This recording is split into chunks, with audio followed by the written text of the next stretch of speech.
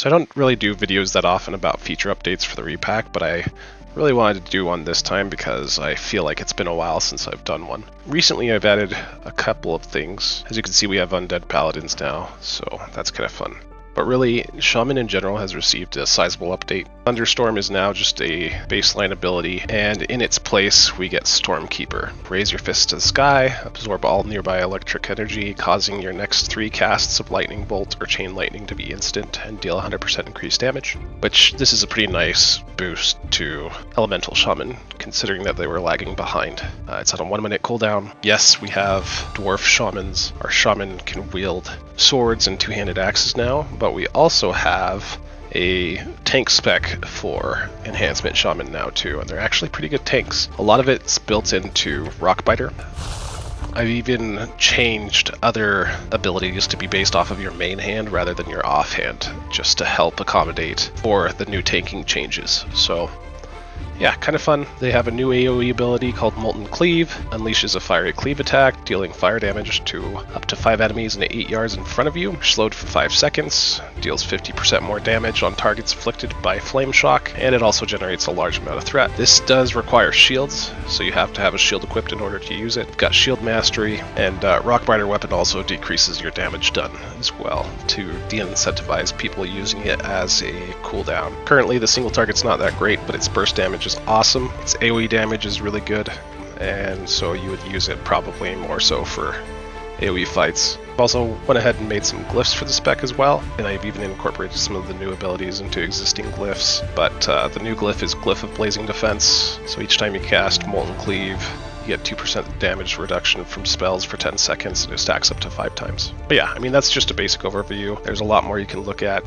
with regards to shield mastery. The other thing that I've done recently is updated some of the tier sets for Tier 1 and Tier 2. Tier 1 for Paladins is more healer based, and so is Tier 2. I went ahead and removed the Spirit off of the Hunter gear and replaced it with either Intellect or Agility. There's been other set bonus changes to make things a little less crappy as well for some of the earlier tier sets. For example, the set bonuses for Judgment has changed. Now your 3 set increases your spell power by 47, 5 set reduces the cast time of Flash of Light, and the 8 set allows mana regen to continue while casting. The Lawbringer set remains relatively unchanged. I think I increased the heal a little bit, but that's about it. We also have offset pieces for other specs at this point. So if you come to this vendor outside of Molten Core, there's another vendor up there outside of Blackwing Lair. You can exchange Tier 1 pieces for off-spec Tier 1 pieces. So for enhancement, your Tier 1 increases the radius of Thunderstorm by 10 yards, increases the damage done of your Lava Lash ability by 75, and reduces the cooldown of your Storm Strike ability by 2 seconds. It's nothing crazy, it's still in line with what you would see from other Tier 1 set bonuses. I've also gone ahead and done Retribution Paladin and Protection Paladin, as well as DPS Warrior set. I'm still working on some of the Druid sets. This is basically what they're looking like. I'm going ahead and using updated models, so you have something new to look at. I tried to keep it thematic to Molten Core, and this is the set for Retribution Paladin and Protection Paladin. 3 set bonus increases your attack power by 30, increases the damage dealt by your judgments by 10%, and your Crusader Strike deals 25% additional damage as fire damage over 4 seconds, which is actually from Cataclysm. For Warrior, increases your hit rating by 20, increases the duration of your Blood Rage ability by 8 seconds, and Recklessness grants an additional 10% critical strike chance. So Recklessness has also been changed. It no longer gives 100% critical strike chance for your 3 next abilities. Instead, it's more in line with what you would have seen in Legion. And then for Protection Paladin, increases your defense rating by 15. While Divine Plea is active, you take 5% reduced damage from all sources. And your Avenger's Shield hits 1 additional target and deals 25% more damage. Fury Warrior has also received some changes as well. Quite a few changes, actually. We have a new ability, Raging Blow. We have an active ability, Rampage. Enrages you and unleashes a series of 4 brutal strikes, damage based on your attack power. Improved Rampage just reduces the cost of your Rampage ability. And Vanguard's Edge, which is the same as the old Rampage. We just went ahead and renamed the ability, but it plays more like a Legion style type of warrior at the moment. I went ahead and got rid of Bladestorm actually and replaced it with Ravager. So that's baseline for all warriors.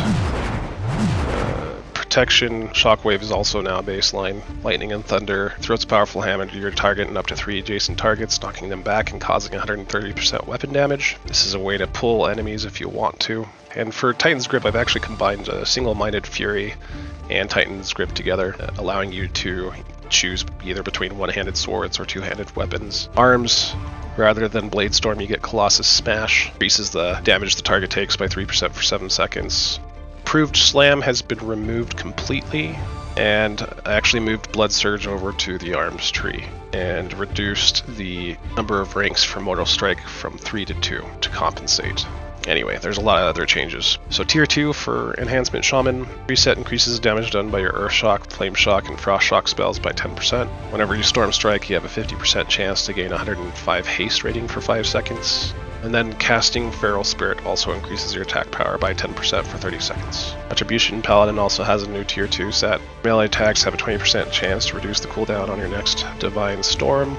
Increases the duration of your Avenging Wrath by 50%. Then Hammer of Wrath has a 2-second reduced cooldown and grants 45 strength for 10 seconds. So this tier set was intended to make the execute phase a lot stronger for Paladins, especially when you combine it with certain glyphs. Then tier 2 for Warrior, Whirlwind has a 33% chance to be cast a second time.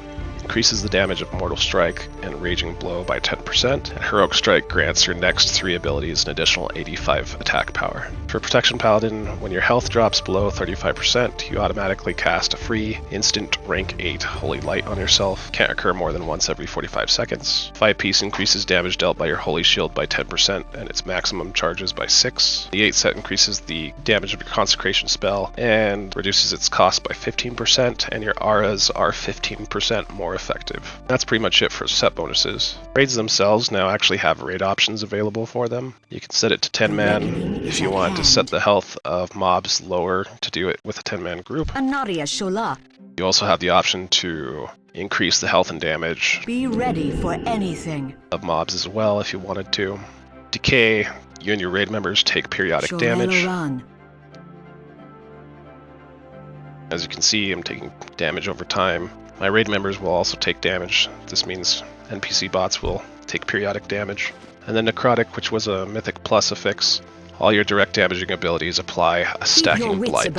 So basically with Necrotic, you get a dot on you that reduces your healing received, and also you take periodic damage.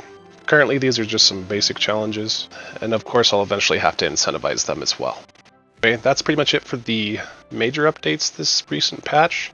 There was quite a few of them. Keep a pretty detailed change log. If you're interested in seeing some of the stuff that I'm working on, you can actually go check us out there. Yeah, that's pretty much it for the video. As you can see, the repack is still getting continuous updates, but that's it for now. Like the video if you liked it, subscribe if you want to see more, and I will see you on the other side of Azeroth.